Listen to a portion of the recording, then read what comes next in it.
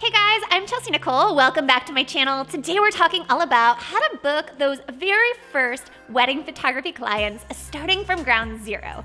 This is part 2 of a 3-part mini-series where I'm breaking down the 3 key things that will help to achieve this. And that's to learn your craft, shoot your heart out, and distribute and share your work.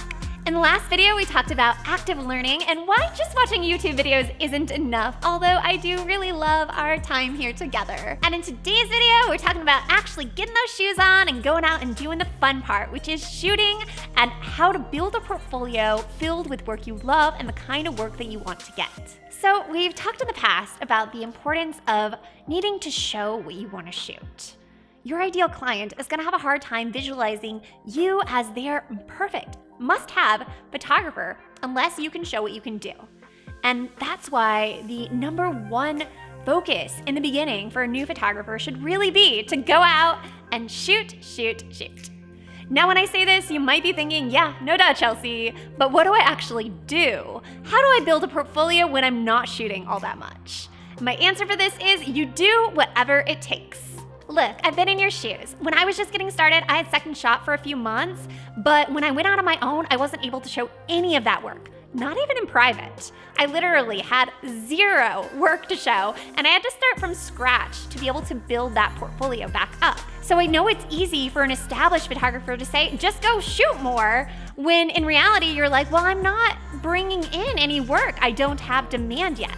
So don't worry, I have your back and I have some great and fun ways to start shooting more and build up a portfolio that you really love. First is free couple shoots. Now, if you have good-looking friends or friends that are just so freaking in love that they're absolutely adorable, or even friends of friends, these are all great candidates for putting together free couples shoots. Another great option is using models, and models are easy to find anywhere from Instagram or one of my favorite places, Model Mayhem, where there's a lot of great models available for trade, or TFP, Trade for Pictures, which is where you're building up their portfolio and in turn, they're building up yours. And when working with models for building a wedding portfolio, you're probably either wanting to do more of a bridal type session or more of a couple session. And for couple shoots, you can put that in the casting call, and oftentimes models will have other people that they just really love working with and have that good chemistry with, or might even have a significant other that they can bring into the shoot, and that's often the best because there's that real connection between them. So that's definitely an option when working with models.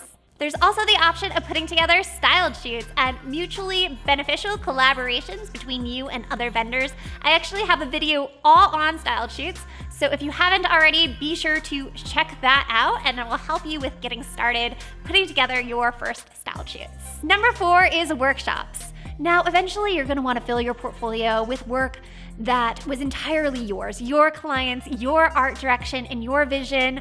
But in the beginning, workshops offer this amazing opportunity to get this kind of work into your portfolio that you might have a hard time getting otherwise. And that will in turn help you book those clients so that you can then build your portfolio with that kind of work. And last is second shooting. Now, I normally wouldn't recommend second shooting as a way of building your portfolio because you're working for that photographer under their company to build their brand, not your own. However, sometimes photographers will be okay with you sharing some of these images, whether it be privately or online, and usually this will be outlined in some sort of a second shooter contract between you and the photographer. But if there's ever any questions regarding this, it's important to discuss it up front so that you're super clear on what's okay, what's not okay, and what you can use. If you can use the images, this can be a fantastic portfolio builder, but if not, it's still a really amazing experience builder. So that's part 2 of my little mini series on how to book your very first photography clients. As a quick recap, you want to get out and shoot as much as possible, and your number 1 goal with this is to be helping your clients visualize you as their ultimate photographer.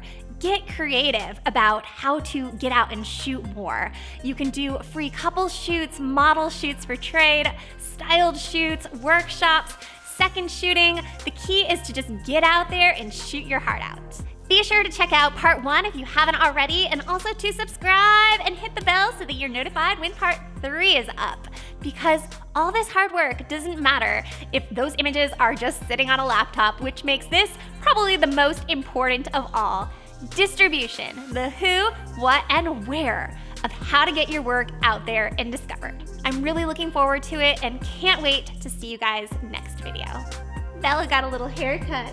She was scruffy last video. Wave goodbye. Wave goodbye. Good girl.